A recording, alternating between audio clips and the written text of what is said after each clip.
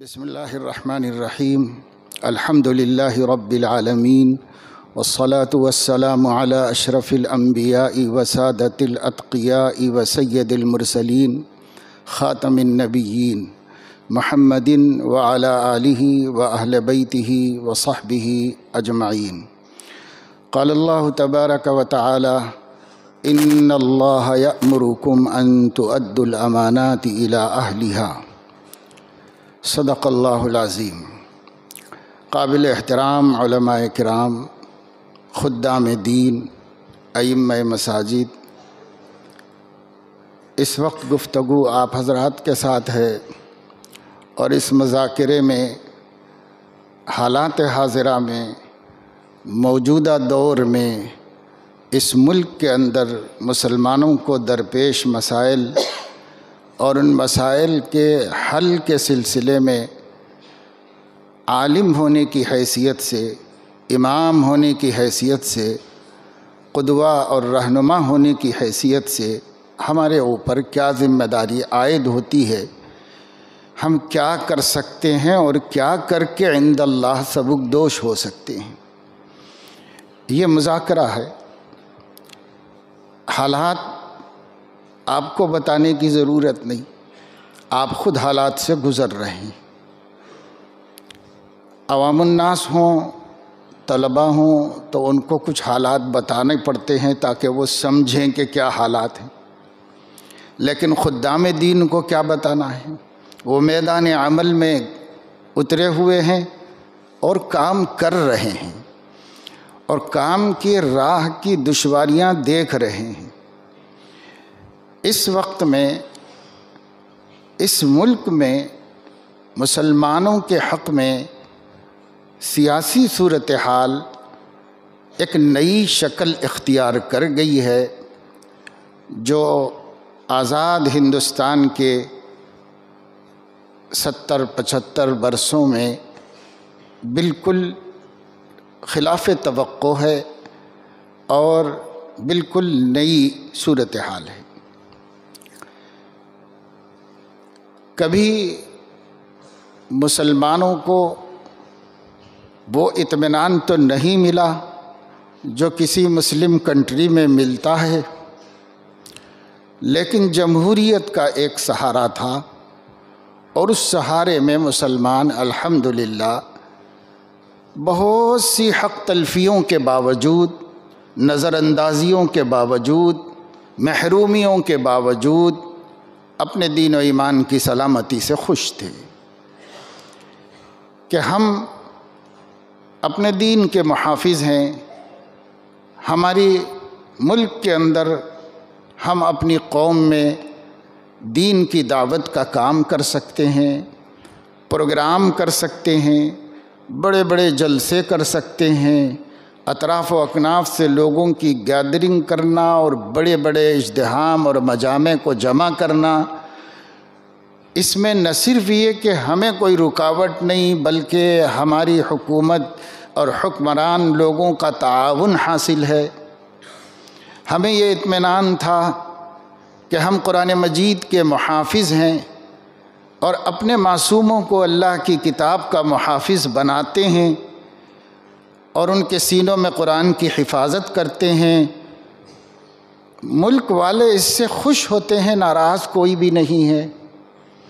ہمیں اطمینان تھا کہ علم دین اور امانت نبوت کی حفاظت بآسانی اس ملک میں ہو رہی ہے۔ زیادہ زمانہ نہیں گزرا جب ہم فخر سے اپنے جلسوں پروگراموں میں کہتے تھے کہ سارے عالم میں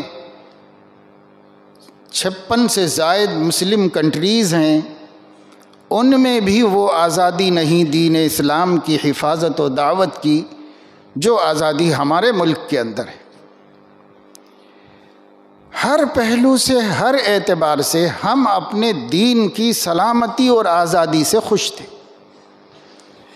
اگرچہ کہ حکومتوں میں ہماری حصہ داری نہیں تھی، اگرچہ کہ نوکریوں میں ہمارا تناسب ہمیں نہیں ملتا تھا، اگرچہ کہ ملک میں مسلم ریزرویشن 0 کے درجے میں تھا،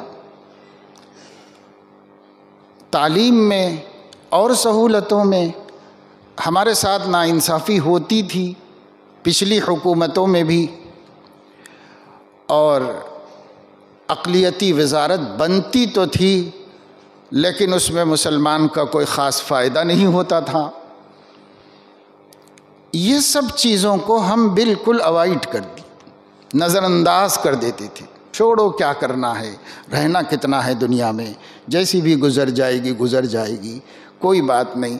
لیکن ہمارا دین سلامت ہے، ہم خوش ہیں، ہم راضی ہیں، کچھ نہ دے حکومت ہم کو، لیکن ہمیں آزادی سے اپنے دین پر قائم رہنے، اس کی دعوت دینے، اپنی قوم کی تربیت کر لینے، اپنی قوم کو دین سے جوڑے رکھنے کی کوششیں کرنے میں رکاوٹ نہ بنے۔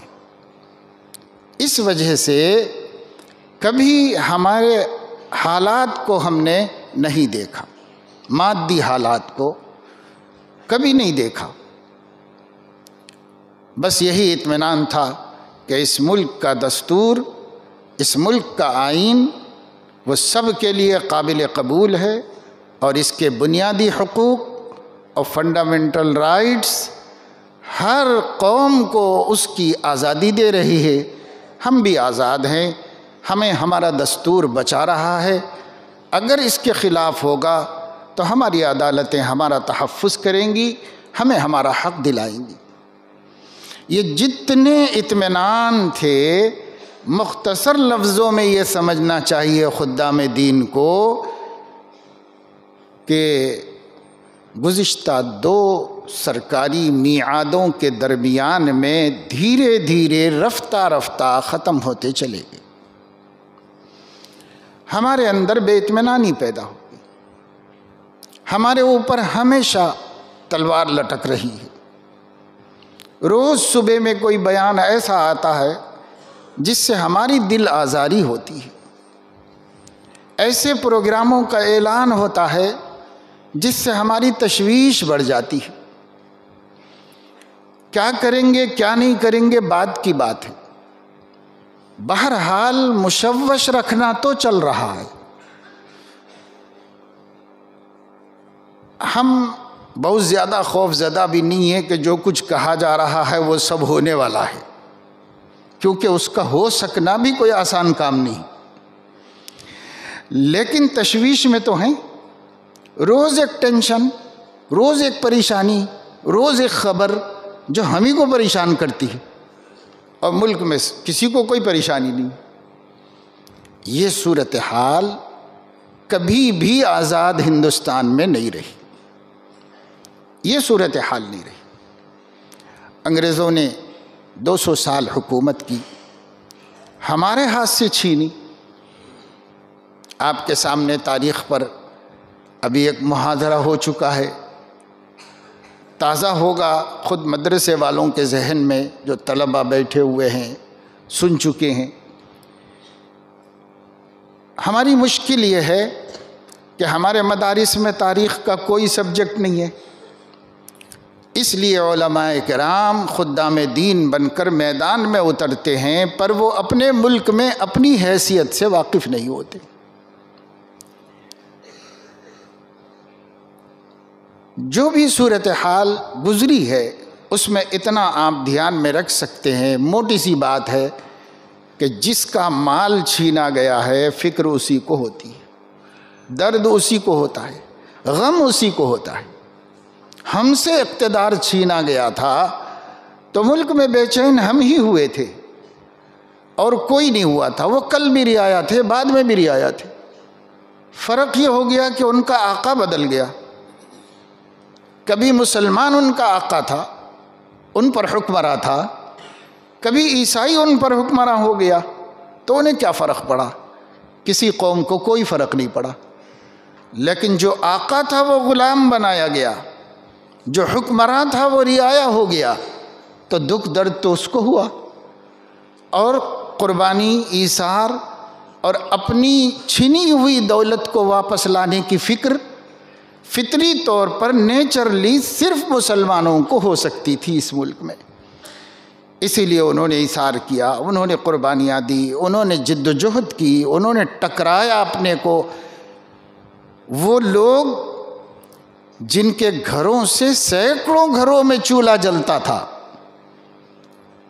انگریز کے تسلط کے بعد ان گھروں کی شریف زادیاں گھروں پر کاسے گدائی لے کر ٹھہرنے پر مجبور ہوئی۔ ہمارا وہ کربناک تاریخ کا حصہ ہے جس میں ایسے ویسے کیسے کیسے ہو گئے اور کیسے کیسے ایسے ویسے ہو گئے۔ ان الملوک اذا دخلوا قریۃ افسدوها وجعلوا اعزۃ اہلها اذلہ، یہ ہم پر بیتی تھی، یہ تکلیف ہم کو پہنچی تھی، یہ دردناک اور تلخ مناظر ہم دیکھ رہے تھے، اس لیے مجاہدہ، قربانی، ایثار ہم نے کیا، ہمارے اسلاف نے، ہمارے اکابر نے کیا، ہمارے علماء نے کیا، فریضہ ملی سمجھ کر کیا، عبادت سمجھ کر قربانیاں دیں، ایثار سے کام لیا، جانیں قربان کی۔ ہماری تاریخ ہمیشہ دو شہیدوں کے تذکرے کے بغیر نہیں رہتی، ہمارے تو خطبوں میں بھی ان کا تذکرہ آ گیا۔ حضرت سید احمد شہید رحمہ اللہ، حضرت مولانا اسماعیل شہید رحمہ اللہ، سب ہم نے کیا، یہ مدرسے والوں نے کیا، اور اس کے بعد پھر بھی ان کا اقتدار مضبوط ہوا، وہی حکمراں بنے۔ لڑائی جاری رہی مسلمانوں کی، کوششیں اور فکریں ہوتی رہیں، لیکن مسلمانوں کے دین ایمان کے لیے ایسی مشکلات کبھی نہیں کھڑی کی گئیں، انگریزوں کی طرف سے بھی جو مشکلات اس وقت ہمارے سامنے آ رہی ہیں، یعنی مشکلات کی باتیں آ رہی ہیں، ابھی عملی طور پر ہم اس میں مبتلا نہیں کیے گئے ہیں، لیکن اس کی خبریں، اس کے منصوبے، اس کے اعلانات جن کے ہاتھ میں اقتدار ہے ان کی زبانوں سے آ رہی ہیں، ان کی طرف سے سننے کو مل رہی ہے۔ تو ظاہر ہے ایک قوم جس کے نزدیک اس کے دین، اس کے ایمان سے بڑھ کر کوئی قیمتی چیز اس کے پاس نہیں ہے، جب اس کے دین ہی پر آنچ آئے گی تو وہ کیسے گوارا کریں گے، کیسے برداشت کریں گے؟ ہم سکھ کی روٹی کیسے کھا سکتے؟ حکمرانوں کا کام یہ ہے کہ رعایا کو چین سے رہنے دے، لیکن یہاں آئیڈیالوجی یہ بنائی گئی، سوچ یہ بنائی گئی، حکمت عملی یہ بنائی گئی سیاست کی کہ مسلمانوں کو ٹینشن میں رکھ کر اور غیر مسلموں کو متحد کر کے سکون دے کر، اطمینان کا جھانسا دے کر ان کی طاقت سے حکمرانی کی جائے۔ یہ تقریباً 10-12 سال پہلے موجودہ حکمرانوں کی ایک اہم شخصیت نے ایک بہت بڑے ٹی وی چینل کو انٹرویو دیتے ہوئے کھلم کھلا کہا تھا، جبکہ اس نے یہ بھی کہا تھا کہ آپ کیا بول رہے ہیں، اس وقت اس چینل کے ذریعے پوری دنیا آپ کو سن رہی ہے۔ تو کہا تھا کہ جانتا ہوں کہ پوری دنیا سن رہی ہے، وہ پوری دنیا کو سنانا چاہ رہا ہوں کہ اب تک کانگریس نے مسلمانوں کو لے کر اور ہندوؤں کو بھڑا کر حکمرانی کی تھی، اب ہم آئے ہیں مسلمانوں کو آپس میں بھڑا کر اپنی قوم کو جوڑ کر حکمرانی کرنا چاہتے ہیں۔ یہ کھلے عام ٹی وی پر سبرامنیم سوامی نے یہ انٹرویو دیا تھا۔ یہ کب؟ جبکہ یہ حکومت نہیں بنی تھی تب دیا تھا، کہ اپنی پالیسی بتائی تھی کہ ہم اس طرح آنے ہیں، یہ ہماری حکمت عملی ہوگی، یہ ہماری آئیڈیالوجی ہوگی، اور نام لے کر کہا تھا کہ دیوبندی بریلی کو لڑائیں گے، سنی شیعہ کو لڑائیں گے، اہل حدیث اور حنفی کو لڑائیں گے۔ پڑھا لکھا آدمی ہے، مسلمانوں کا بھی مطالعہ کیا ہوا ہے، اس لیے نام بنام سب کو ملا کر کے کہا کہ ایسے ہم ان کو الجھا کے رکھیں گے اور اپنا کام کر لیں گے، اپنی قوم کو جوڑ کے ہم اپنا کام کریں گے۔ ٹھیک ہے، ہر ایک کو اپنا ذہن بنانے کا حق ہے، ہر ایک کو اپنا طریقہ کار متعین کر لینے کا حق ہے، لیکن خدام دین کو، علماء اسلام کو، دعات اسلام کو اپنا کام کرنے کے سلسلے میں حکمت عملی متعین کرنے کی ضرورت ہے۔ اس وقت اسلام کو اور مسلمانوں کو ان کے رستے سے ہٹانا بھی موجودہ حکمرانوں کے ایجنڈے میں داخل ہے۔ آپ نے بار بار سنا ہوگا، بلکہ میری اپنی یادداشت میں ہر کسی پریس ریلیز میں، ہر کسی پریس کانفرنس میں موہن بھاگوت جی کا ایک جملہ ضرور رہتا ہے کہ ہندوستانی مسلمان ہمارا ہی خون ہے، ہماری ہی برادری ہیں، اگر وہ اپنے گھر آ جانا چاہتے ہیں تو اپنے گھر واپس آ جائیں، اور اگر اس نئے دین میں ہی رہنا چاہتے ہیں جو انہوں نے کسی وجہ سے اختیار کر لیا ہے تو اسی دین میں رہیں، مگر بالادستی چھوڑ دیں۔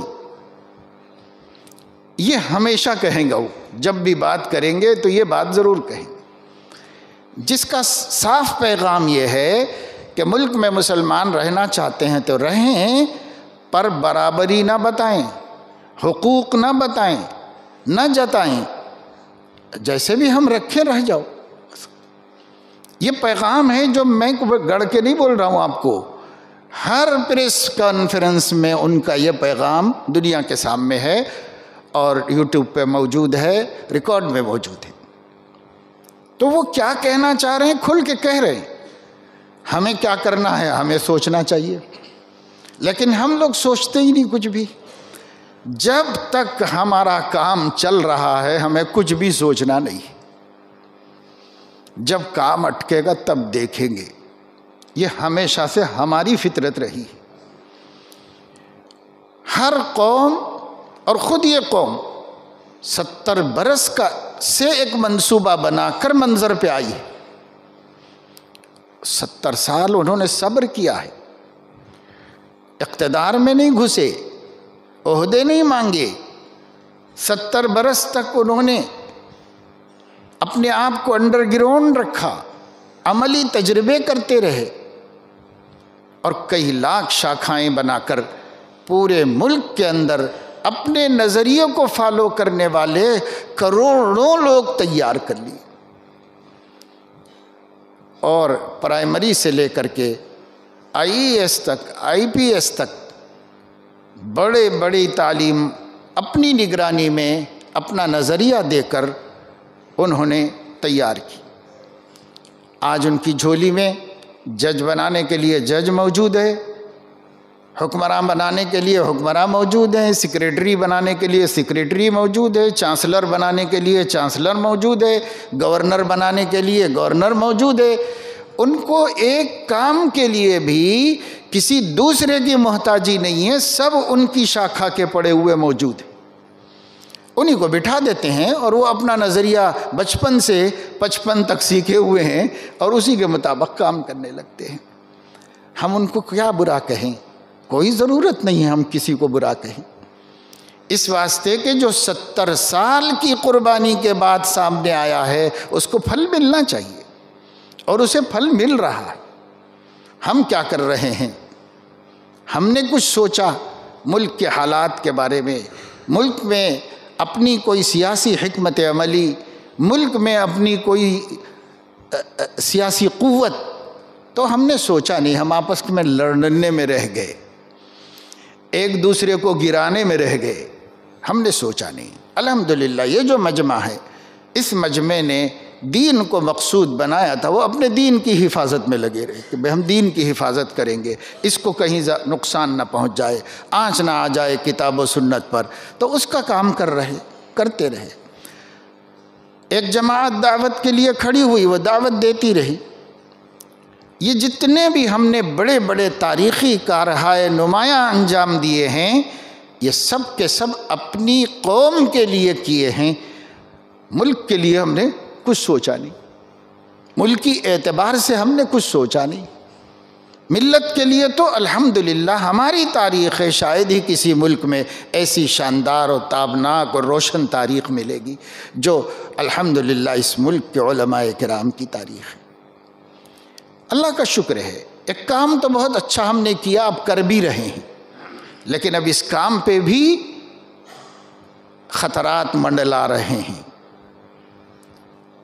اس کے لیے بہت سی چیزیں ہیں جو گھیر گھیر کے لائی جا رہی ہیں۔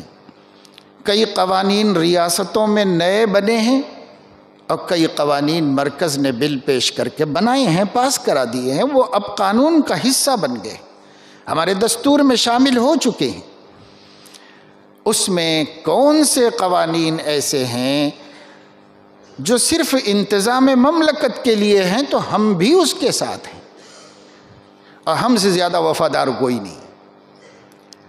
لیکن جو قوانین بنائے گئے ہیں اسلام اور مسلمانوں کو نقصان پہنچنے کے لیے تو وہ قابل فکر ہیں۔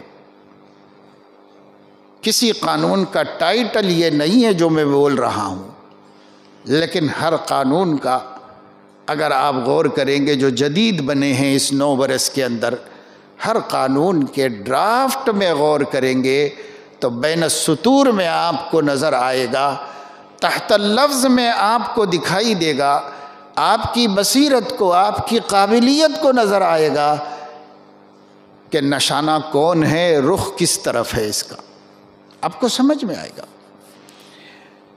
NEP کو لے لیجئے، نیشنل ایجوکیشن پالیسی 2020 میں بنائی گئی اور متعارف کرائی گئی انٹرنیٹ کے اوپر، 460-65 صفحے کے اوپر، نئی تعلیمی پالیسی۔ کوئی نئی بات نہیں تھی، ملک میں ہر 30 برس کے بعد نظام تعلیم کو بدلا جاتا ہے، حالات میں غور کر کے، تقاضوں میں غور کر کے اس کو اور اچھا بنانے اور سہولت بخش بنانے کے لیے ہر 30 برس میں ایک دفعے ایجوکیشن سسٹم چینج ہوتا ہے۔ آزاد ہندوستان میں 2 مرتبہ ہو چکا ہے، تیسری مرتبہ 36 برس کے بعد اس حکومت نے، موجودہ حکومت نے ایک خاص پس منظر میں اس کو کمیٹی بنائی، جس کا صدر وزیر اعظم کو بنایا گیا، جس میں مخصوص نظریہ رکھنے والے لوگوں کی اکثریت رہی، اور انہوں نے جو نیا نظام تعلیم بنایا وہ نیٹ پہ ڈال دیا اور موقع دیا گیا کہ اس پر جرح کی جا سکتی ہے، اپنی تنقیدیں پہنچائی جا سکتی ہیں، اس کا موقع دیا گیا۔ اصولی طور پر 6 مہینے کا ٹائم ہوتا ہے۔ اس کا پتہ ہی نہیں چلا لاک ڈاؤن وغیرہ کی پریشانیوں کی وجہ سے، دیر سے معلوم ہوا، مسلمانوں نے تب توجہ دی، جمعیت العلماء نے، دارالعلوم دیوبند نے، جماعت اسلامی نے اور ذی اثر علماء نے اس سلسلے میں غور کیا اور اپنے اپنے اعتراضات کو بھیجا۔ 1 لاکھ سے زائد اعتراضات پہنچے، تحفظات پہنچے، اس کے باوجود اس کو ایک مختصر ڈرافٹ بنا کر کے صرف 60 پیج کا جلدی میں پارلیمنٹ میں پیش کر کے اسے پاس کر دیا گیا، منظور کر دیا گیا کہ یہ نئی تعلیمی پالیسی قابل قبول ہے اور منظور ہے پارلیمنٹ کو۔ لوک سبھا نے منظور کیا، راجیہ سبھا میں گیا، ایوان بالا نے بھی منظور کر دیا، کوئی مزاحم نہیں ہوا، کوئی مقابلے پہ نہیں آیا، تو وہاں بھی منظور ہو گیا۔ پھر اس کے بعد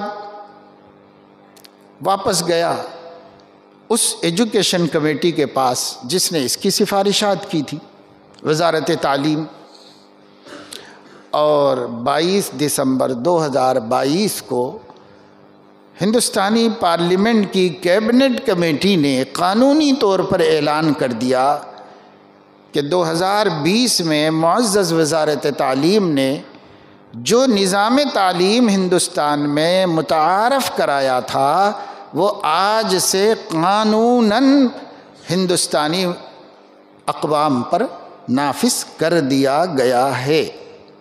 یہ اعلان ہوا اور نافذ ہو گیا۔ وہ نظام تعلیم جس کے دو حصے ہیں، ایک نظام تعلیم سہولت کے اعتبار سے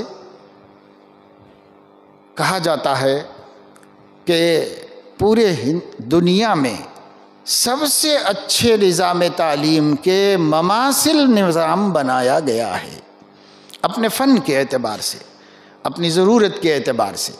تمام ایجوکیشنلسٹ اور ماہرین تعلیم یہ کہتے ہیں کہ یہ بہت اچھا نظام تعلیم بنایا گیا ہے، سہل الحصول ہے، بچوں کے لیے اس میں رعایتیں ہیں، غریبوں اور کمزوروں کے لیے بہت سی سفارشات ہیں، اور ہر ہندوستانی بچے کو 4 سال کی عمر سے 18 برس کی عمر تک اسکول میں رہنے کا انتظام کیا گیا ہے۔ ان کی مشکلات کو دور کرنے کی سہولتیں رکھی گئی ہیں۔ اس پہلو کے اعتبار سے قابل تعریف اور نہایت شاندار نظام تعلیم ہے، لیکن اس کا ایک دوسرا پہلو ہے کہ اسے کلچرلی بھارتی کلچر دے کر تیار کیا گیا ہے۔ ہم کہتے ہیں کہ وہ ہندوانہ اور مشرکانہ تہذیب کی بنیاد پر بنایا گیا ہے، وہ کہتے ہیں کہ ایسا نہیں ہے، بلکہ یہ بھارت کے کلچر کی بنیاد پہ بنایا گیا ہے۔ ہم نے اول تا آخر مکمل اس کا مطالعہ کیا ہے، واقعی اتنے قابل لوگوں نے بنایا ہے کہ کسی بھی دفعہ کو بنیادی حقوق سے ٹکرانے نہیں دیا ہے، اور اپنے آپ کو سیف رکھا ہے ان لوگوں نے۔ ہم کہیں بھی کورٹ ووٹ میں جا کے نہیں بول سکتے۔ بعض علماء بولتے ہیں کہ صاحب سپریم کورٹ جائیں گے، فلاں جگہ جائیں گے، اگر نافذ ہوگا تو جائیں گے تو کچھ بھی چارہ ملنے والا نہیں ہے، اس لیے کہ انہوں نے ایسی کوئی غلطی نہیں کی ہے کہ بنیادی حقوق کی خلاف ورزی ہو، اپنے کو سیف رکھا ہے، محفوظ رکھا ہے، اس لیے وہ نافذ ہو چکا ہے، دیر سویر ہر ریاست میں آئے گا۔ اور ہندوستان کا وہ نظام تعلیم اس کو قومیایا گیا ہے، یعنی پورے ملک میں ایک ہی نظام تعلیم ہوگا۔ پہلے جیسے ریاستی نظام ہوتے تھے ویسے نہیں رہیں گے، ایک ہی نظام پورے ملک میں چلے گا۔ کوئی ریاست قبول نہیں کرے گی تو اس کا تعلیمی بجٹ مرکز روک دے گا، اس لیے ریاستوں کو قبول کرنا ہی کرنا ہے۔ صرف ریاستی زبان بدل دیں گے، باقی پورا وہی نصاب، وہی سسٹم، وہی سب چلایا جائے گا۔ اس کے خد و خال کو علماء نے دیکھا غور سے، تو سمجھ میں آیا کہ یہ پورا کا پورا ہندوانی نظام ہے، تعلیم کا ہندوانی نظام ہے، لیکن وہ نہیں مانتے کہ یہ ہندوانہ نظام ہے، وہ یہ کہتے ہیں یہ بھارتی کلچر کے مطابق بنایا گیا ہے۔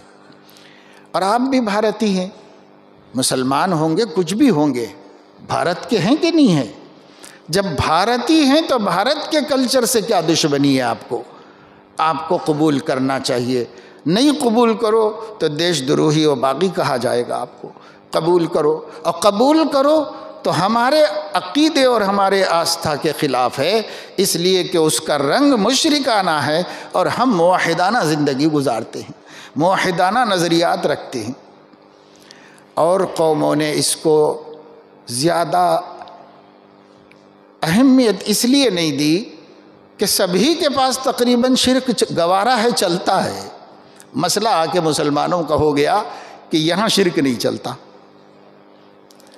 ایک شنکراچاریہ اورنگ آباد میں تقریر کر رہے تھے، ہم بھی اس میں موجود تھے، تو اس نے بڑی اچھی بات کہی۔ انہوں نے کہا کہ دیکھو، مسلمانوں کو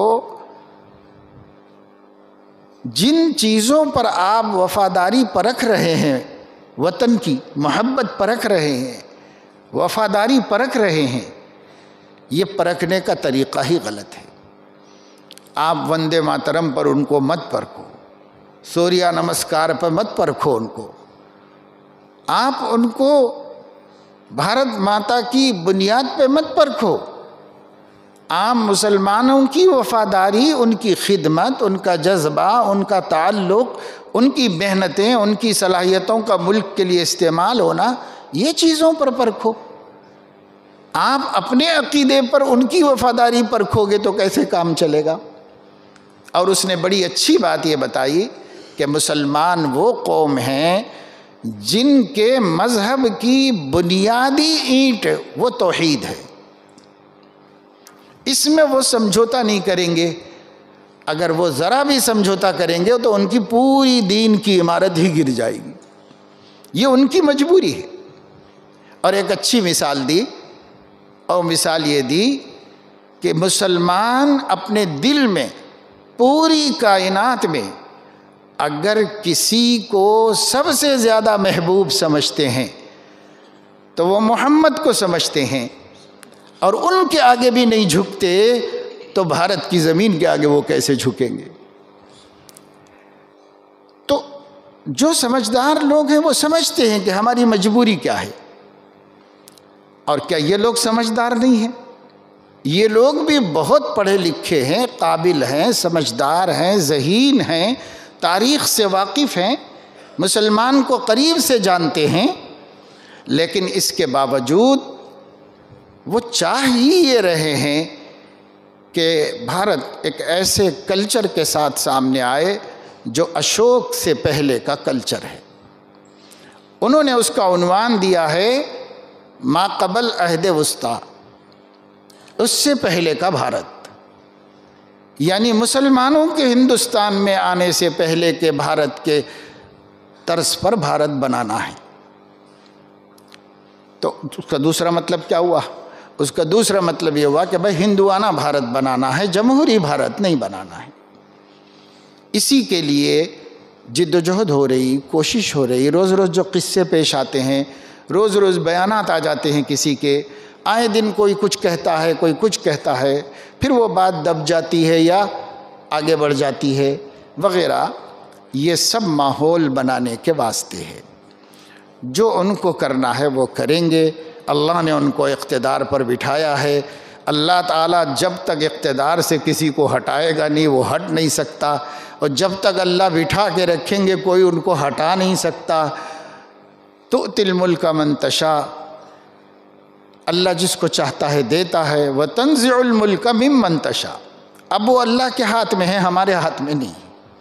لیکن ہم اسلام کی حفاظت کیسے کریں گے؟ مسلم امہ کی حفاظت کیسے کریں؟ جس عمر کے ہم لوگ ہیں اور ہمارے نوجوان بھی ہیں ماشاءاللہ، ان کو کوئی خطرہ نہیں، انشاءاللہ یہ ایمان پر مضبوط جمے رہیں گے، اس واسطے کہ جس ماحول میں پلے بڑے ہیں اور جس طرح ان کو اپنا عقیدہ ملا ہے۔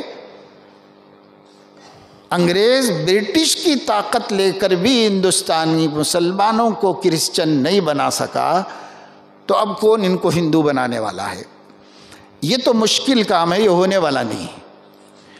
اسی میں ہمت ہار کر، اسی میں اپنا قدم پیچھے ہٹا کر انہوں نے ایک آسان راستہ نکالا، اور وہ آسان راستہ یہ ہے کہ پورے ملک کے بچوں کو ایک ہی نظریے پر لے آؤ، کسی بھی مذہب کے ہوں، سب کو ایک نظریے پر لے آؤ، ایک رنگ میں رنگ دو۔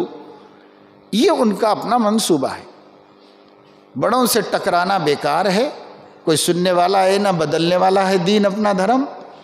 جتنے سوشل میڈیا پہ آئے سب فیک نیوز اور جھوٹ پر مبنی، اس میں کوئی شک نہیں کہ ماضی کے مقابلے میں کچھ بے حیائی کے واقعات، کوئی نامناسب واقعات مسلمانوں میں بڑھ رہے ہیں۔ تو ایک وہی تھوڑی بڑھ رہا ہے، زناکاری بھی بڑھ رہی ہے، شراب نوشی بھی بڑھ رہی ہے، تو دین گھٹ رہا ہے تو بے دینی بڑھ رہی ہے۔ لیکن یہ کسی کی کامیابی نہیں ہے کہ وہ مسلمانوں کو مرتد کر رہے ہیں، یہ کسی خاص تحریک کی کامیابی نہیں ہے، وہ اپنی دین کی کمزوری سے مسلمانوں میں ایسے واقعات آ رہے ہیں۔ اور اس کا اہم سبب خاص طور سے لڑکیوں کے ارتداد کا وہ کالج کلچر ہے، وہ کسی کی کوشش نہیں ہے، کالج کلچر ہے جو اس کا اہم سبب ہے۔ اس لیے ہم کو مثبت طریقے پر سوچ کر کے کام کرنے کی ضرورت ہے۔ خطرہ مجھے نہیں ہے انشاءاللہ، اللہ کی توفیق سے خطرہ میرے جوان بچوں کو بھی نہیں ہے، خطرہ ان کو ہے جو ہمارے سائے میں پروان چڑھ رہے ہیں، جو ہمارے گود میں پل رہے ہیں، خطرہ ان کو ہے۔ ان بچوں بچیوں کے لیے سوچنا ہے خدام دین کو، کل یہ ہمارے ہاتھ سے چھین لیے جائیں گے۔ اس لیے کہ NEP کے مطابق 4 سال کی عمر سے بچے کو اسکول جانا کمپلسری ہے۔ بچہ ہو یا بچی، کسی کا ہو، کسی مذہب والے کا ہو، 4 سال کی عمر سے اسکول میں رہے گا، 18 سال کی عمر تک اسکول جائے گا، کیونکہ 12ویں جماعت تک ہر ہندوستانی بچے کو تعلیم حاصل کرنا کمپلسری ہے، 12ویں جماعت تک، اور اس کے لیے 4 سال سے لیا ہے۔ اور جو انہوں نے نظام بنایا ہے 5+3+3+4، یہ 12ویں تک لے جانے کا سسٹم انہوں نے بنایا ہے۔ NEP میں یہ بھی لکھا ہوا ہے کہ سائنسی تحقیق سے یہ بات معلوم ہو چکی ہے کہ 4 سال کی عمر سے بچہ تحمل علم کے قابل ہو جاتا ہے، اس لیے ہم نے ایسا فریم ورک تیار کیا ہے کہ 4 سال کی عمر ہی سے اسکول آنا شروع کر دے بچہ۔ آپ پہلے مدرسہ بھیج کے حافظ بنا کے ادھر بھیجیں گے، پڑھانا ہے ہم کو، لیکن پہلے دینی تعلیم پڑھا لیں گے، پہلے قرآن پڑھا لیں گے، پہلے مکتب کی تعلیم پوری کر لیں گے، ایسا سوچا کرتے تھے اور سوچنے کا حق تھا آپ کو۔ لیکن یہ جو قانون بنا ہے، اور قانون بن چکا ہے، اس کے تحت آپ گھر میں جو سکھانا ہے سکھا لیں، لیکن 4 سال کے بچے کو دوسرے کسی ادارے میں نہیں بھیج سکتے، سیدھے مدرسہ اسکول بھیجنا پڑے گا آپ کو۔ ہمارے مدرسوں کا کیا ہوگا؟ ہمارے مدرسے میں بھی تو اسی عمر کے بچے آ کے ناظرہ پڑھتے ہیں، قرآن پڑھتے ہیں، حفظ کرتے ہیں، ہمارے مدرسے میں بھی اسی عمر میں آتے ہیں، اور 18 برس 20 برس تک تقریباً عالم بنتے ہیں۔ تو یہی عمر تو سب وہ لے رہے ہیں، جب یہ عمر اس میں جائے گی تو یہ کب پڑھیں گے؟ پہلے 4 سال سے پہلے کیا پڑھیں گے؟ پڑھنے کے قابل ہی نہیں ہے، اور 18 برس 20 برس کے بعد پھر کیا مدرسے کا رخ کریں گے؟ تو وہ کہہ رہے ہیں کہ بھائی 18 سال کے بعد پڑھ لو، 12ویں تک پڑھ کے تم مذہبی تعلیم حاصل کر لو، ہم کو کوئی اعتراض نہیں۔ 12ویں تک پڑھنے کے بعد آپ عالم بن لو، مفتی بنو، کیا بنتے بنو، ہم کو کوئی تکلیف نہیں۔ دستور یہ قومی تعلیمی پالیسی میں یہ بات کہی ہے انہوں نے، ہم کو کسی کے مذہب سے اختلاف نہیں، مذہب کی تعلیم کا بنیادی حق بھی ہم نہیں چھین رہے، ہم یہ کہہ رہے ہیں کہ ملک کا ہر شہری تعلیم یافتہ ہو، کم سے کم 12ویں تک تعلیم یافتہ ہو۔ اب 12ویں کی سرٹیفکیٹ پر آپ کی موٹر سائیکل کا رجسٹریشن بھی موقوف ہے، 12ویں کی سرٹیفکیٹ پر آپ پہ کسی نے ظلم کیا تو FIR درج کرانے کے لیے بھی پیش کرنا پڑے۔ اس طریقے سے اس کو ایک لازمی جز بنا دیا گیا، ضروری اور کمپلسری بنا دیا گیا۔ یہ قانون آپ کو یاد ہوگا کہ کانگریس کے دور میں ہی پاس ہو گیا تھا، جس کا عنوان RTE ہے، قانون حق لازمی تعلیم۔ ہر بچے کا حق ہے کہ وہ اس قانون کے مطابق 10ویں تک پڑھنا لازم۔ انہوں نے جو NEP لایا ہے اس میں 12ویں تک پڑھنا لازم ہے۔ عمر کا فرق اس میں تھوڑا ہے، اس میں تھوڑا ہے، جس کو وہ لوگ دہلی ہائی کورٹ میں پیش کر چکے ہیں کہ اس کا عمر کا فرق کو صحیح کر دیا جائے۔ یہ سب ہو رہا ہے۔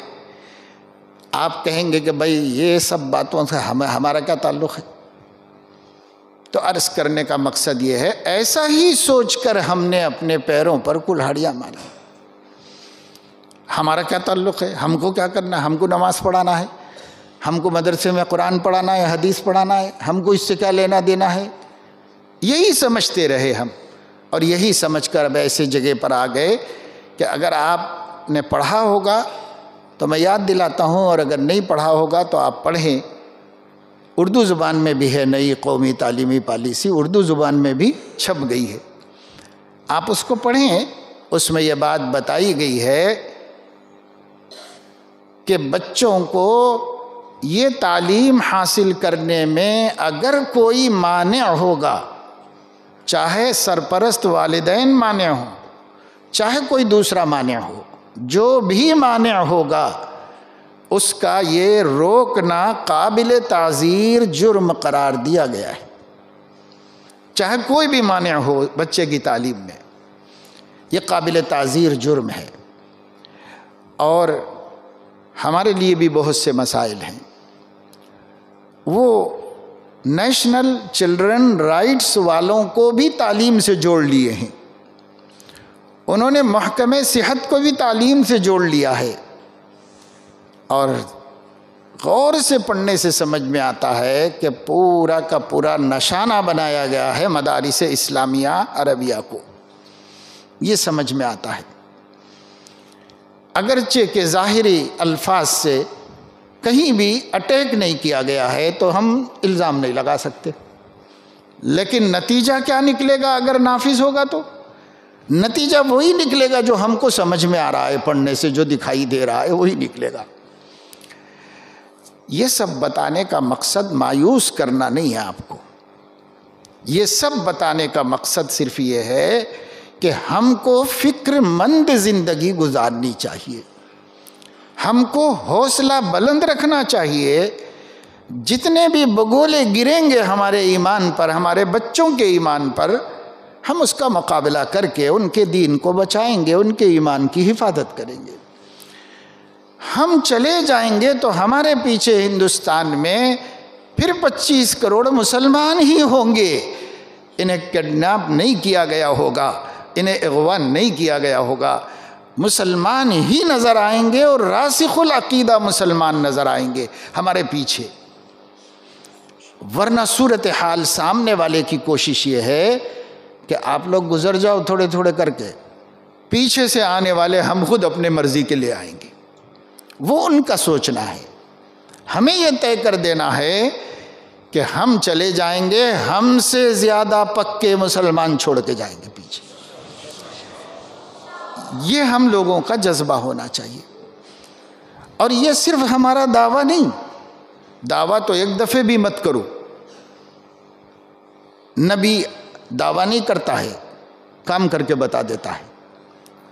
ہمارے اکابر اسلاف ہندوستان میں، ہمارے ائمہ تاریخ، جو کرنا تھا وہ کر کے دکھا دیے، دعویٰ کہیں نہیں کیا انہوں۔ تو ہمیں دعوے کرنے کا نہیں ہے، یہ تو میں نے اس لیے کہلوایا کہ ہم بے حوصلہ نہ ہو جائیں، پست ہمت نہ ہو جائیں۔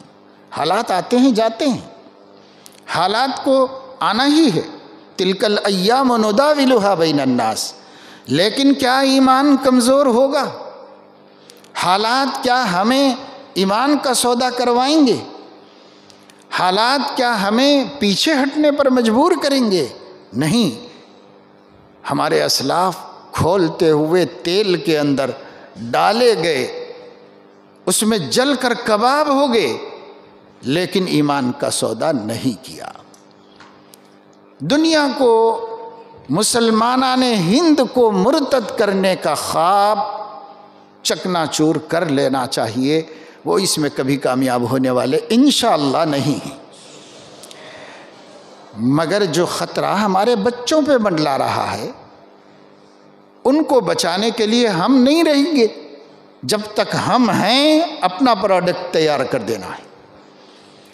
یہ ہے آج آپ کی ذمہ داری۔ جتنے بھی مکاتب کے ذمہ دار تشریف لائے ہیں، جتنے بھی علماء، ائمہ، خدام دین یہاں موجود ہیں، اس ادارے کے معزز ذی صلاحیت ماشاءاللہ ایک سے ایک قابل علماء یہاں موجود ہیں۔ وہ تو کسی باہر والے آدمی کو بلا کے بٹھا دیا جاتا ہے تو اس کا یہ مطلب نہیں ہوتا ہے کہ وہ کچھ زیادہ قابل آدمی بیٹھا ہوا ہے آپ کے سامنے، ایسا کچھ بھی نہیں ہے۔ اور ایسی کوئی غلط فہمی مجھے نہیں ہے، آپ کو خوش فہمی ہوگی، لیکن مجھے کوئی اپنے بارے میں غلط فہمی نہیں ہے۔ آپ کے پاس ایک سے ایک ذی صلاحیت، نہایت قابل، نہایت کارآمد جماعت موجود ہے۔ آپ لوگ خود جتنے یہاں مکاتب کے، چاہے صرف حافظ قرآن کیوں نہ ہو، وہ بھی منقلب ہے، وہ یہ اپنے دل میں جذبہ رکھے کہ میرے سینے میں قرآن ہے، میں پورے شہر میں انقلاب لا سکتا ہوں، کیونکہ انقلاب کی کتاب ہی قرآن ہے۔ قرآن ہی نے مکے میں انقلاب لایا، قرآن ہی نے عالم کی بساط الٹی ہے، قرآن ہی تو ہے۔ وہ بجلی کا کڑکا تھا یا کہ سوتے ہادی، عرب کی زمیں ساری کی ساری جس نے ہلا دی۔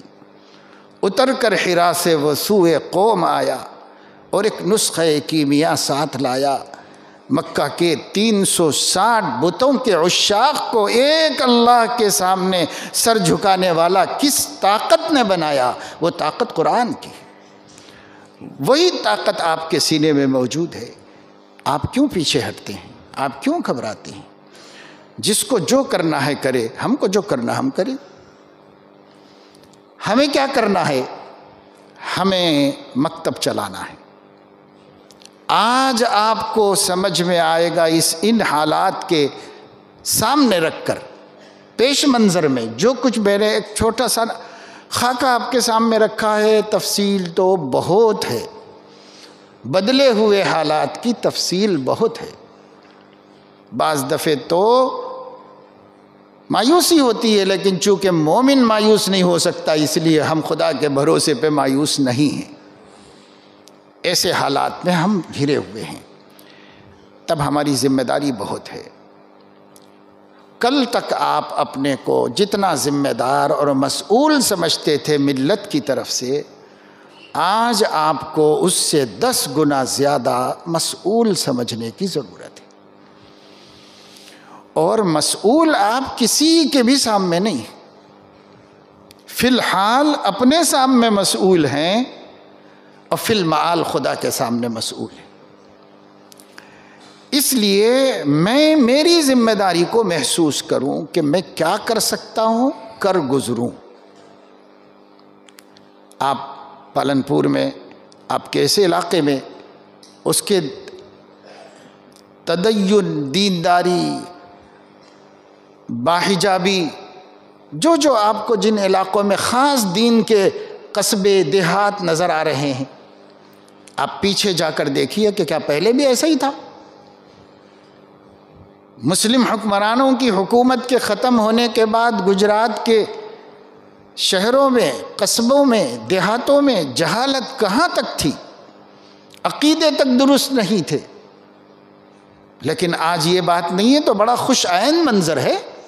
یہ مدرسے، یہ مسجدیں، یہ توحید پرستوں کی اتنی بڑی تعداد، یہ علماء کرام، حفاظ قرآن، ہر محراب، ہر ممبر کتاب و سنت کی گونج سے گونج رہا ہے، بڑے بڑے کام ہو رہے ہیں، دعوت کی محنت ہو رہی ہے۔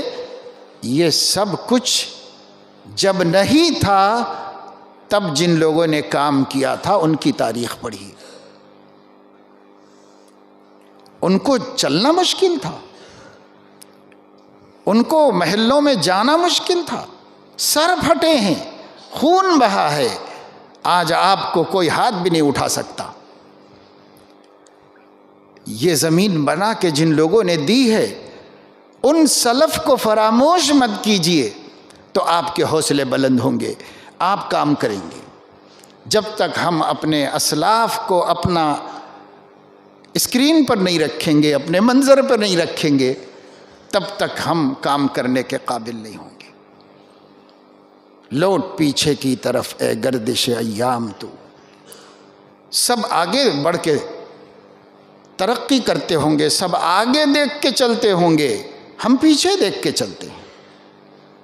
ہم اپنے نبی تک پیچھے چلے جائیں گے، ہم صحابہ کی قربانیوں کو دیکھیں گے، ہم اپنے نبی کا خون یاد کریں گے، ہم اپنے نبی کے آنسوؤں کو سوچیں گے۔ ہماری تصور کی دنیا میں ہمارا نبی پچھلے پہر زمین پہ سر رکھ کر کے آنسو بہا رہا ہوگا، اور وہ آنسو ہمیں نظر آ رہے ہوں گے۔ پھر ہمارے کام میں کیا برکت آئے گی، کیا طاقت ہوگی، ہم نہیں بتا سکتے۔ ہم خود اپنے سے حیران ہوں گے کہ کیا میں نے یہ کام کر دیا، اپنے سے حیران ہو جائیں گے اگر ہم سلف کو سامنے رکھیں گے۔ اور اگر سلف کو فراموش کر کے آگے دیکھنے کی عادت ڈالیں گے، اسی دور کو، اسی زمانے کو، انہی حالات کو، تو مایوسیاں پیدا ہوں گی، پستی پیدا ہوگی ہمت میں، اور کام سے ہم پیچھے ہٹ جائیں گے۔ اس لیے ہماری انرجی، ہماری طاقت ہمارے اسلاف ہیں، ہمارے اسلاف کی قربانیاں ہیں۔ بادشاہوں کو مشورہ دیا گیا، بادشاہ ہمت نہیں کر سکے تو عالم کھڑا ہو گیا اور کامیاب ہو گیا۔ آپ تاریخ دعوت و عزیمت میں امام ابن تیمیہ رحمہ اللہ کے حالات میں پڑھیے، شیعوں کی سرگرمیوں کے خلاف وقت کے بادشاہ کو توجہ دلائی، اور اس کو اور اس کے لشکر کو ہمت نہیں ہوئی، اپنے شاگردوں کو لے کے مقابلے پہ چلے گئے اور میدان فتح کر کے دکھا دیا۔ ہمارے اسلاف ہمارے سامنے ہوں تو ہمیں پاس کیا کمی ہے بھائی؟ ایک ایسی انرجی پاور ہے ہمارے پاس، ایک ایسی اندیکھی طاقت ہے، اس طاقت کو ہمارا دشمن نہ دیکھ سکتا ہے، نہ سمجھ سکتا ہے، نہ پہچان سکتا ہے۔ بس سوچتا رہے گا کہ یہ کون قوم ہے، یہ کیا لوگ ہیں، یہی سوچتا رہے گا۔ اس لیے میرے دوستو عزیزو، مایوسی اور کمزوری کی بات نہیں ہے، حالات کا مذاکرہ صرف اپنے آپ کو ایکٹیو کرنے اور کھڑا کرنے کے لیے ہوتا ہے۔ بھئی صورتحال یہ ہے تو کام کرنا ہے نا۔ یہ مکتب کی آج سب سے زیادہ ضرورت ہے۔ سچی بات یہ ہے میرے دوستو، علماء کرام، ائمہ کرام، اور جو طلبہ بڑی جماعتوں میں پڑھ رہے ہیں وہ بھی غور سے سنیں، سچی بات یہ ہے کہ آج کے دور کی سب سے بڑی ضرورت مکتب ہے۔ یہ سب سے بڑی ضرورت ہے۔ ایک معنی کر مدرسے سے بھی بڑی ضرورت مکتب ہے، مدرسے سے بھی بڑی ضرورت ہے مکتب۔ آپ کو یاد ہوگا ایسا وقت بھی آیا تھا دارالعلوم دیوبند کی شورا نے طے کیا کہ مدرسہ بند کر کے طلبہ اساتذہ سب کو ارتداد سے متاثر ہونے والے مسلمانوں میں بھیج دیا جائے، کیونکہ پڑھنا بھی تو اسی لیے ہے کہ اللہ کے بندوں کو ایمان پر بچایا جائے، ان کا ایمان محفوظ رکھا جائے، پڑھنا تو اسی لیے ہے۔ ابھی ایسی ضرورت آ گئی، تعلیم روک کے کام کیا گیا۔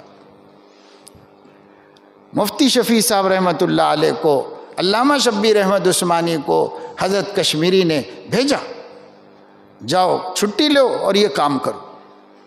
آج ارتداد کے بادل ہمارے اوپر منڈلا رہے ہیں، ارتداد کا اندھیرا ہمارے گھروں سے قریب آ چکا ہے۔ ایسے وقت میں اگر ہم مکتب کی اہمیت کو نہیں سمجھیں گے تو بہت پریشان ہوں گے، اور اگر ہم مکتب کی اہمیت کو سمجھیں گے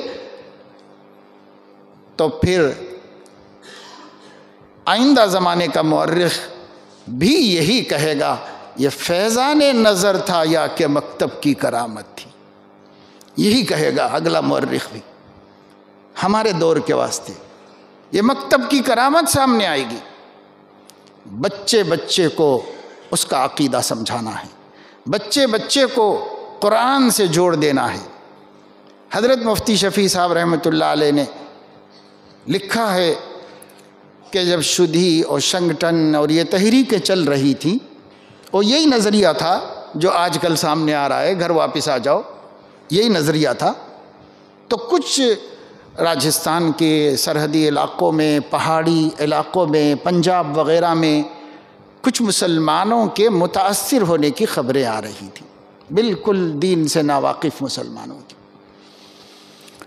تو یہ حضرات حضرت کشمیری کے حکم سے چلے گئے تھے، بڑے بڑے علماء دارالعلوم دیوبند کے، اور ان علاقوں کا جائزہ لینا، سمجھانا، خبروں کی حقیقت کو جاننا، اس کے لیے کام پہ لگے۔ حضرت مفتی صاحب نے لکھا، جو گھرانے مرتد ہوئے ہم نے ان کا سروے کیا، جائزہ لیا، تو صرف وہی گھرانہ ارتداد سے متاثر ہوا جس گھرانے میں قرآن ناظرہ بھی نہیں پڑھا جاتا تھا۔ اگر کسی گھر میں قرآن ناظرہ بھی پڑھنا آتا تو وہ گھر متاثر نہیں ہوا ارتداد سے۔ حضرت شاہ وصی اللہ صاحب رحمہ اللہ مصلح الامت فرمایا کرتے تھے کہ اگر موسیٰ کا معجزہ موسیٰ کی حفاظت کر سکتا ہے علیہ الصلاۃ والسلام، تو محمد صلی اللہ علیہ وسلم کا معجزہ ان کی امت کی حفاظت کیوں نہیں کر سکتا؟ اور واقعہ ایک تاریخی اسرائیلی سناتے تھے حضرت کی کتابوں میں ہے کہ ایک بڑا جادوگر تھا موسیٰ علیہ السلام کے زمانے میں، وہ مر گیا تھا۔ اس کے بچے خواب میں ایک مرتبہ اپنے باپ کو دیکھے، تو باپ سے انہوں نے پوچھا کہ یہ ایک صاحب ہیں، اپنے کو نبی کہتے ہیں اور توحید کی دعوت دے رہے اور یہ کر رہے، آج کل ایسا چل رہا ہے، آپ تو بہت بڑے جادوگر اور بہت بڑے علوم رکھنے والے ہیں، تو آپ بولیے کہ وہ واقعی نبی ہیں کیا؟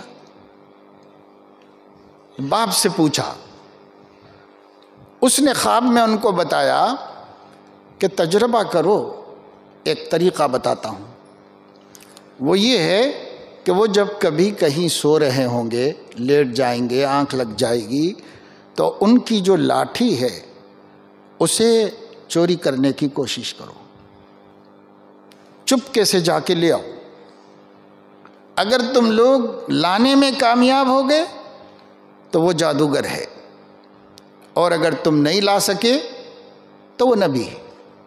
ایسا ایک پیمانہ انہوں نے خواب میں بتا دیا۔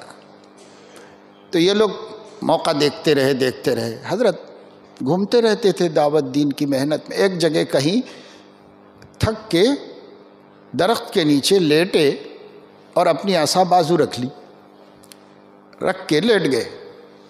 یہ لوگ دور سے انتظار کرتے رہے، آنکھ لگ گئی، سو گئے، تو چپکے سے قدم دبا کے گئے کہ وہ لاٹھی اٹھا کے لے کے آئیں۔ جیسے ہی قریب میں پہنچے تو لاٹھی اژدہا بن گئی اور پھر اس نے رینگنا شروع کیا۔ یہ خوف سے پیچھے ہٹے تو دوڑا کے دور تک جب وہ مایوس بھاگے تو پھر واپس چلی گئی اور جا کے پھر لاٹھی بن گئی حضرت کے پاس۔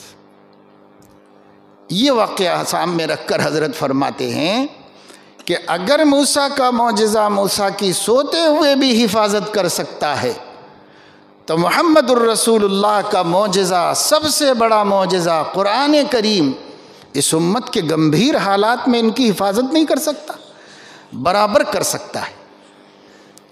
علیہم الصلاۃ والسلام، اللہ پاک ان سب پر صلاۃ و سلام کی بارشیں فرمائے۔ ہمیں ہمت سے رہنے کی ضرورت ہے۔ حضرت مولانا علی میاں رحمۃ اللہ علیہ نے عالم عربی کے عالمیہ میں لکھا کہ جب مجھے رابطہ عالم اسلامی کی جانب سے عرب ممالک کے سروے کے لیے ایک کمیٹی بنا کر بھیجا تو مجھے بھی اس کا ممبر بنایا، اور سعودی حکمران نے تمام کنٹریز کو اطلاع بھیجی ہمارا وفد آئے گا تو ہمارے وفد کو سہولتیں بہم پہنچائی جائے باقاعدہ طور پر۔ حضرت بھی تھے اس میں، تو حضرت نے فرمایا کہ جب میں بہت خوشی سے گیا کہ میرے پاس بڑے بڑے محقق مورخ علماء کی لسٹ تھی، کم سے کم اس بہانے ان لوگوں کی زیارت ملاقات کا موقع ملے گا۔ عالم کا بغیہ اور اس کا مرغوب کیا ہے؟ یہی ہے۔ لیکن حضرت نے فرمایا کہ عراق پہنچے، عراق کے کئی علماء میرے ذہن میں تھے، اب بہت خوش تھا کہ ان لوگوں سے ملوں گا، لیکن حکومت نے علماء سے ملنے ہی نہیں دیا۔ روز یہ کہتے تھے ہوٹل میں آ کے کہ شاید آج صدر صاحب آپ کو یاد کرنے والے ہیں، اور وہ دن ویسے ہی گزار دیتے تھے، خالی دن بھی ہمارے کو ویسے ہی گزار دیتے تھے کہ شاید آج صدر یاد کریں گے آپ کو، تو کہیں مت جائیے، ایسے گزار دیے۔ ملنے نہیں دیتے تھے ائمہ سے، علماء سے، مدارس میں دینی کسی سے ملنے نہیں دیتے۔ بڑی مشکل سے کسی مسجد میں پہنچ سکے اور وہاں پر ایک بڑے عالم سے ملاقات کی امید تھی، تو دیکھا کہ وہ عالم چھوٹے چھوٹے بچوں کو لے کر کے قرآن پڑھا رہے ہیں، اور بڑی مشکل سے رابطہ ہوا۔ انہوں نے کہا کہ صورتحال اس وقت میں یہ ہے کہ ہم نے سب بڑے بڑے کام چھوڑ دیے ہیں، تصنیف و تالیف بھی بند کر دی ہے، اب صرف اس نسل نو کے ایمان کی حفاظت کے لیے مسجد میں بچوں کو لے کے بیٹھے ہیں، اور اتنا بتا رہے ہیں کہ بیٹا یہ قرآن اللہ کی کتاب ہے، اس سے چمٹے رہو، بس اتنا بتا رہے ہیں ہم ان کو۔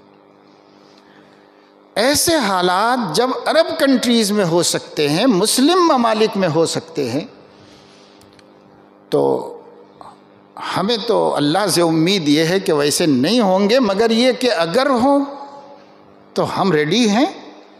ہمیں تو ریڈی رہنا ہے ہر حالت کے واسطے، ہمیں تو تیار رہنا ہے. اس لیے قرآن کے مکاتب کا ہونا وقت کی سب سے بڑی ضرورت ہے. اس کو سمجھیں مسلمان.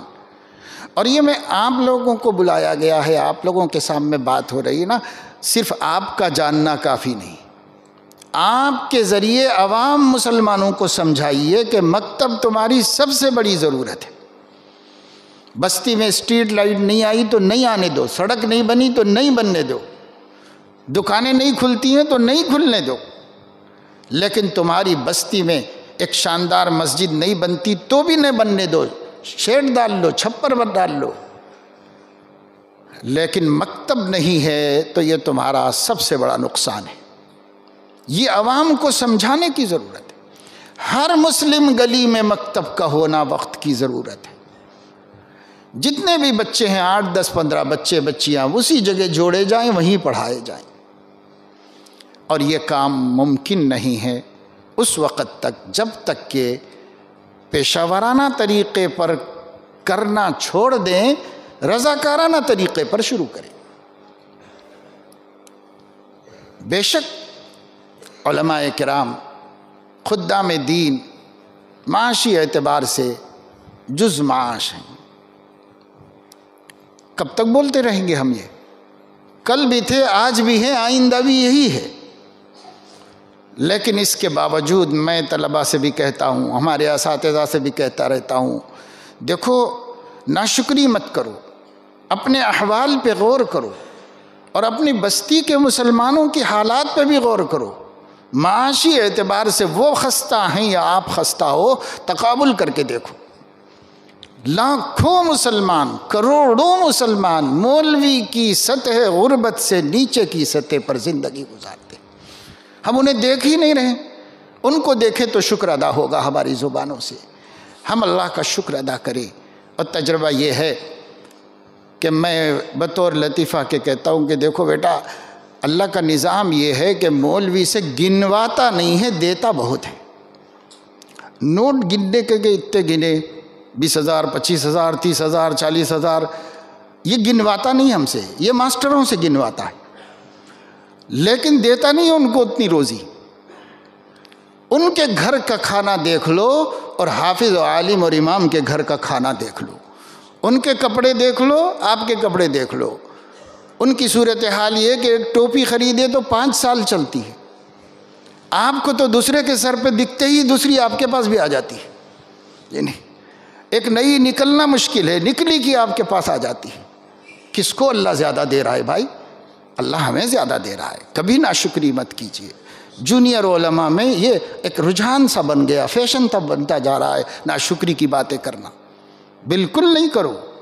اپنے حال کو مسلمانوں کی بڑی تعداد سے جوڑ کے دیکھو، اللہ نے بہت اچھی حالت میں رکھا. اور کیا آپ سمجھتے ہیں کہ ڈاکٹروں میں محتاج لوگ نہیں ہیں؟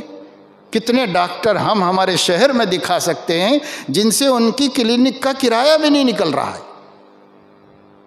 کیا سب انجینئر خوشحال ہیں؟ اللہ یبسط الرزق لمن یشاء ویقدر. ہمارے طبقے میں بھی کچھ مالدار، کچھ غریب، کوئی بات نہیں. ابھی ہم اسی مدرسے کے ایک حافظ قرآن کی ایک شاندار ہوٹل میں ظہرانہ کیا تو سب کی کھل گئی کیا ہوٹلیں کہ سب مالدار ہیں. اللہ یبسط الرزق لمن یشاء ویقدر. اللہ جس کے لیے جو مقدر کر دیا ہے وہ اس میں خوش رہے. حکیم الاسلام حضرت قاری طیب صاحب رحمۃ اللہ علیہ فرماتے تھے کہ خدا کا یہ نظام ہے، اسے کوئی بدل نہیں سکتا. اس لیے نادار مالدار سے حسد نہ کرے اور مالدار نادار کو حقیر نہ سمجھے. اپنے اپنی جگہ خوش رہو، اپنے اپنی جگہ کام کرتے رہو. تو اب وقت آیا ہے کہ ہمیں یہ نہیں پوچھنا ہے کہ صاحب وہاں مکتب کی ضرورت ہے، آپ کے پاس ٹائم ہے؟ تو آپ کہیں کہ کیا دے رہے ہیں آپ. اب نہیں پوچھنا ہے ہم کو. ہمیں یہ کہنا ہے کہ اگر ایک مکتب کے کھولنے کے لیے بچوں کو اپنے جیب سے ٹافی دینا پڑے تو ہم دے کے مکتب کھولیں گے. اب یہ وقت آیا ہے. کیونکہ ہنگامی حالات میں مصلحتوں کو نہیں دیکھا جاتا، ایثار سے کام لیا جاتا ہے، قربانی سے کام لیا جاتا ہے۔ اس لیے بچوں کے لیے کوشش کرنے کی ضرورت ہے، گاؤں میں خاص طور سے محنت کرنے کی ضرورت ہے۔ یہ مکاتب کا نظام بنائیے۔ اس سلسلے میں اپنی بات اخیر میں جو عام طور سے کہتا ہوں وہ آپ کے سامنے بھی کہہ دیتا ہوں کہ ہمارے ذہن میں بات آتی ہے کہ بھائی مؤثر مکتب قائم کیجیے۔ منظم مکاتب کی بات سنتے رہتے ہیں آپ، اور اس کی ترغیبیں سامنے آتی رہتی ہیں کہ صاحب ایک خوبصورت سا نصاب ہو، اور خوبصورت سا بیاگ ہو، اور یونیفارم ہو، اور یہ ہو اور وہ ہو۔ ویسے بھی جہاں جہاں ویسی ضرورت ہے ویسے قائم کیجیے، جیسے محلے ہوں ان حساب سے۔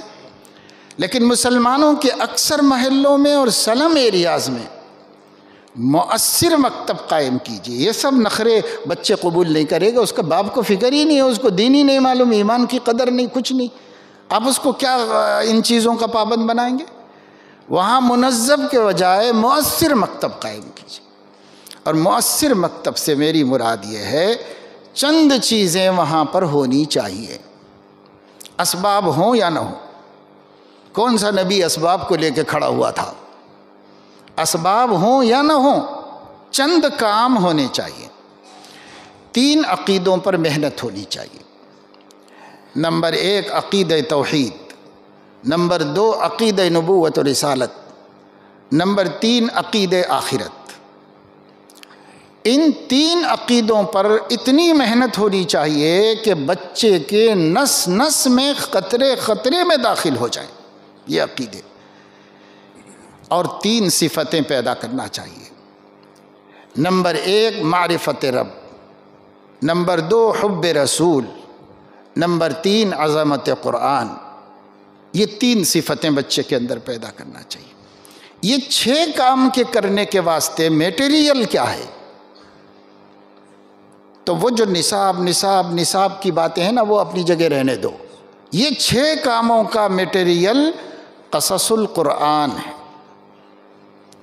اور قصص الانبیاء، صحابہ کے واقعات، اولیاء کے واقعات۔ صرف زبانی طور پر خود مطالعہ کر کے بچوں کے سامنے بچوں کی فہم کے مطابق کہانی بنا کے احسن القصص سنائیے، کہانی کی شکل میں، بالکل تقریر نہیں کہ آپ ممبر پہ کھڑے ہوئے ہوں تقریر کر رہے ہوں، یا مدرسے کی انجمن میں تقریر کر رہے ہوں۔ نہیں، یہ بچے ہیں، یہ بچے ایمان سے محروم ہیں، یہ بچوں کو عقیدہ نہیں معلوم ہے۔ اللہ نے اپنی معرفت کے لیے پورے قرآن میں ماحول کی مثالیں دی ہیں اور گزرے ہوئے لوگوں کے واقعات بتائے۔ یہی ذریعہ ہوگا آج کے بچوں کے بھی پکے مسلمان بننے کا۔ اس لیے نحن نقص علیک احسن القصص کلن نقص علیک من انباء الرسل ما نثبت به فؤادک۔ جن قصوں سے ہمارے نبی کے قلب میں عقیدہ مضبوط ہوا ہے، انہی قصوں سے ان کی امت کے قلوب میں وہ عقیدہ مضبوط کیا جا سکتا ہے۔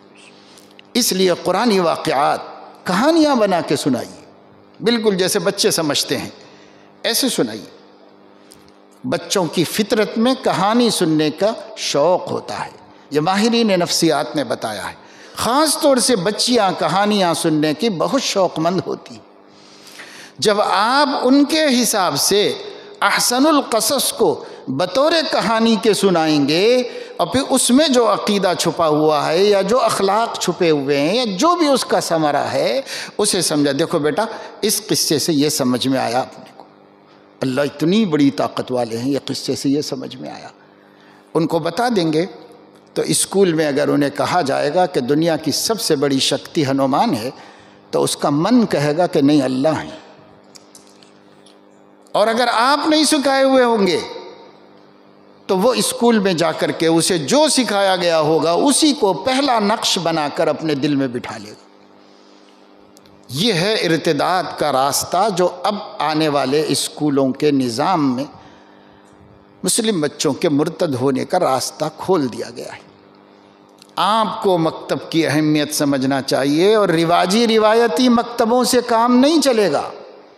یہ محنت ذہن سازی کی محنت، ہر بچہ عقیدے کو اچھی طرح قبول کر لے۔ اور جیسے ایک مشرک نے محنت کر کے اشربت فی قلوبہم العجل، وہی رنگ چڑھانا ہے ہم کو توحید کا۔ صبغۃ اللہ ومن احسن من اللہ صبغہ ونحن لہ عابدون، یہ گٹھی میں اتارنا ہے کہ نحن لہ عابدون، ہم اس رنگ میں رنگا دیے گئے اپنے بچے۔ یہ مکتب میں ہوگا، مکتب کے علاوہ کوئی جگہ نہیں ہے۔ اس لیے میں عام طور سے ایسی مجالس میں یہ کہہ رہا ہوں کہ اگر ہندوستان میں ترکیہ اور رشیا کے حالات کو دہرانے کی نوبت آئے گی اور ہمیں اس سے گزرنے کی خدا نہ کرے اگر نوبت آئے گی، تو دو جگہیں ہندوستان میں پھر بھی محفوظ رہنے کی امید ہے، ایک آپ کا گھر، ایک اللہ کا گھر۔ اس لیے اللہ کے گھر کو 24 گھنٹے ہدایت کا مرکز بنا دیجیے۔ کچھ بھی نہیں بول رہے ہندوستان میں، یہ بولے اذان مت دو، بول رہے ہیں ٹھیک ہے، سڑک پہ نماز مت پڑھو ٹھیک ہے، آپ کی باؤنڈری کے اندر مسجد کے اندر وہ کچھ بھی نہیں بول رہے، کوئی بھی نہیں روک رہا ہے۔ یہ مسجد بند کیوں ہو جاتی ہے محلے کی؟ یہ مسجد کھلی رہے، عالم کو بٹھائیے۔ کئی علماء کام نہیں ملنے کی وجہ سے تجارت کر لے رہے ہیں، کام دوسری دنیاوی کیا کریں گے، کرنا تو پڑے گا۔ آپ اس عالم کو لائیے، بٹھائیے، 6 گھنٹے آپ بیٹھیے، 6 گھنٹے آپ بیٹھیے، مسلسل مسجد میں بیٹھا ہوا ہو، اور محلوں میں یہ بار بار اعلان کیا جائے جس کو جب وقت ہے آؤ اور مسجد میں آ کے ایمان سیکھ لو، قرآن سیکھ لو، جس کو جب ٹائم ہے۔ کوئی ہمارا سسٹم نہیں ہے کہ صاحب 7 بجے آؤ، 8 بجے آؤ، 9 بجے آؤ، نہیں، آپ کو جب ٹائم ہے دکان میں سے اٹھ کے آؤ اور سبق پڑھ کے چلے جاؤ، کیونکہ اویلیبل ہے عالم پڑھانے کے واسطے مسجد میں۔ اتنی سہولت کے ساتھ لانا پڑے گا عوام الناس کو علم کے واسطے۔ یہ سہولتیں مسجدوں سے، یعنی محلوں کی مسجدوں میں اس کی سہولت ہو۔ منتظمین، مسجد کی کمیٹیاں اگر یہ فکر کریں گے تو ایسا ہے۔ ایک بہت بڑے دعوت و تبلیغ کے مبلغ تھے حضرت کرنل امیر الدین خان صاحب رحمۃ اللہ علیہ، وہ کینیڈا کے تھے، حیدرآباد میں رہتے تھے، بہت عالمی کام کیا ہے انہوں نے۔ تو وہ بتاتے تھے کہ ہمارے ہاں یعنی کینیڈا میں، امریکہ میں جو اسلامک سینٹرز ہیں، اب تو مسجدیں بھی ہو گئی ماشاءاللہ، پہلے اسلامک سینٹر کر کے کھول لیے جاتے تھے، تو ٹیلی فون پر امام مسجد ہمیشہ موجود رہتا ہے، تاکہ جس کو جب فون کرنا ہے فون کر کے پوچھے کہ میں ایمان لانا چاہ رہا ہوں تو آ جاؤ، مسئلہ جاننا چاہ رہے تو بتا دیا جائے گا، ہر وقت ٹیلی فون پر موجود رہتا۔ یہ میں کم سے کم آپ کو 30-35 سال پہلے کی بات بتا رہا ہوں۔ آج اس کی ضرورت ہے کہ مسجد سے ہدایت کا سر چشمہ ہمیشہ بہتا رہے، ہمیشہ بہتا رہے، اور لوگ آئیں، پیش امام صاحب کہاں ہیں؟ امام صاحب، ارے امام صاحب بیٹھے ہوئے، بیٹھو، پوچھ لو، جو سیکھنا ہے سیکھ لو، جو کرنا ہے کر لو۔ اتنا ہم کو لوگوں کے لیے وقت دینا پڑے گا، اور جو مالدار لوگ ہیں انہیں اپنا سرمایہ صرف کرنا پڑے گا، اس لیے کہ یہاں بیٹھے گا تو گھر میں کھائے گا کیا، بچے کیا کریں گے، اس لیے دینا پڑے گا مالداروں کو۔ کیوں؟ مالداروں کی ضرورت نہیں ہے، ان کی بھی ضرورت ہے کہ اگر وہ یہ نہیں کریں گے تو ان کے بچے بھی ارتداد کی زد میں ہیں، اس لیے ان کو کرنا چاہیے، سب کو اپنا اپنا کام کرنا چاہیے۔ اس لیے میرے دوستو، عزیزو، بزرگو، شاید بہت دراز گوئی ہو گئی، لیکن یہ کہ میں ایک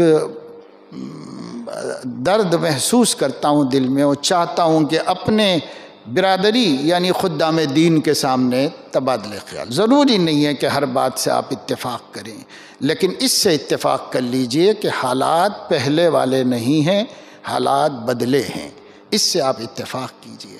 اور دوسرے یہ کہ بدلے حالات میں ہمیں کیا کرنا ہے۔ ہمارے پاس جو سمجھ میں آ رہا ہے وہاں لوگوں کو اس قسم کے مشورے دے رہے ہیں۔ گجرات میں، سورت میں ہنسوٹ اور اس کے اطراف میں آپ کو جو سمجھ میں آ رہا ہے وہ کیجیے. باقی مکتب اس وقت کی سب سے اہم ضرورت ہے. یہ مکاتب مؤثر ہوں، اور یہ جو عقیدوں والی میں نے بات بتائی، ان عقیدوں کے حوالے سے اور ان صفتوں کے حوالے سے یہ 6 چیزیں اگر ہمارے بچے اور ہماری بچی کو سمجھ میں آ گئی ہیں، دل میں اتر گئی ہیں کہ اللہ ایک ہے اور عالم کا سب سے بڑا محبوب محمد الرسول اللہ صلی اللہ علیہ وسلم ہے، اور قرآن سے زیادہ عظیم المرتبت کوئی کتاب نہیں. اور اسی طریقے سے اللہ کو پہچاننے کے لیے قرآن میں سینکڑوں مثالیں دی گئی ہیں، سب ماحول میں دی گئی. سنوریہم آیاتنا فی الآفاق وفی انفسہم، ذات میں میڈیکل سائنس، آفاق میں فزیکل سائنس. اللہ نے اسی سے اپنی توحید کو ثابت کیا ہے. ہم بھی بچوں کو اس کو سمجھا کر کے مثالیں دے کر کے بٹھا دیں، دل میں اتار دیں. یہ 6 باتیں جس بچے کے اندر راسخ ہو جائیں گی انشاءاللہ RSS یہ نظام نہیں، اس سے بھی بڑھ کر کوئی آسمان سے ستارے توڑ کے لائیں، ہمارے بچوں کو خدا کی چوکھٹ سے ہٹا نہیں سکیں گے. پر میرے دوستو کام کرنا پڑے گا. اللہ مجھے آپ کو سب کو توفیق عمل نصیب فرمائے. آمین. اللہم صلی علی سیدنا مولانا محمد عبدک ورسولک وصلی علی المؤمنین والمؤمنات والمسلمین والمسلمات. اللہم انت السلام ومنک السلام وإلیک یعود السلام. نسألک یا ذا الجلال والاکرام ان تستجیب لنا دعوتنا وان تعطینا رغبتنا وان تغنینا عمن اغنیتہ منا. یا ولی الاسلام واہلہ ثبتنا به حتی نلقاک. یا ولی الاسلام واہلہ ثبتنا به حتی نلقاک. یا ولی الاسلام واہلہ ثبتنا واہلنا واولادنا بالاسلام حتی نلقاک برحمتک یا ارحم الراحمین. مولا کریم اپنے کرم سے ہمارے گناہوں کو معاف فرما، خطاؤں، لغزشوں، کوتاہیوں، غفلتوں اور بے احساسیوں کو اپنے کرم سے معاف فرما. اے اللہ جو زندگی باقی ہے اپنی ذمہ داریوں کو ادا کرنے کا احساس نصیب فرما، اس کا حوصلہ نصیب فرما، اس کی ہمت نصیب فرما، اس کے اسباب غیب سے عطا فرما. اے مولا کریم ملت اسلامیہ کے نونہالوں کا مستقبل خطرے میں نظر آ رہا ہے، ہمیں اپنے فریضے کو ادا کرنے کی توفیق نصیب فرما. مکاتب کا جال پھیلا کر بچے کو قرآن سے جوڑ دینے اور آپ کی ذات عالی سے اور آپ کے حبیب سے اور آپ کی کتاب سے جوڑ دینے کی توفیق عطا فرما. اے مولا کریم ہر بد عقیدے کے آنے سے پہلے صحیح عقیدہ قلوب میں راسخ کر دینے کی توفیق عطا فرما. اے اللہ ہر باپ کو، ہر ماں کو اپنی اولاد کے بارے میں متفکر فرما. اے اللہ ہر امام کو، ہر مؤذن کو، ہر حافظ قرآن کو، ہر عالم دین کو ملت کے نونہالوں کے بارے میں سنجیدہ سوچنے اور اقدام کرنے کی توفیق عطا فرما. اے مولا کریم کرم کا، رحم کا، عافیت کا، عفو کا اور نصرت کا معاملہ فرما. اے اللہ جو کچھ ہم نے کہا سنا ہے اس کی زلات کو معاف فرما، اور اس کے اندر جو خیر کی باتیں ہیں اسے ہماری ہدایت کا اضافے کا سبب بنا، ہمارے دین کی محنتوں میں اضافے کا سبب بنا، ہماری فکروں میں جلا کا سبب بنا. اے مولا کریم جن علماء کرام نے، اس مدرسے کے محتمم اور یہاں کے اساتذہ کرام نے اس پروگرام کو منعقد کیا، احباب دور دور سے یہاں پر پہنچے، تشریف لائے، اللہ پاک سب کو جزائے خیر عطا فرمائیے اور ہم سب کو قیامت کے مواخذے سے محفوظ فرما لیجئے. اے اللہ ہماری اور ہر مومن کی جملہ حاجات و ضروریات پوری فرما دیجئے. اے اللہ خاص طور سے معاشی آزمائش سے ملت اسلامیہ ہندیہ کی حفاظت فرمائیے. اے مولا کریم حاضرین کے جملہ مقاصد حسنہ کی تکمیل فرما دیجئے. اے اللہ ہمارے آنے کو، بیٹھنے کو قبول فرمائیے، ہماری ہدایت میں اضافے کا سبب بنا دیجئے.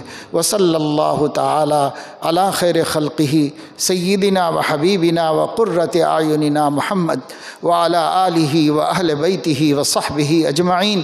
سبحان ربک رب العزۃ عما یصفون و سلام علی المرسلین والحمد للہ رب العالمین.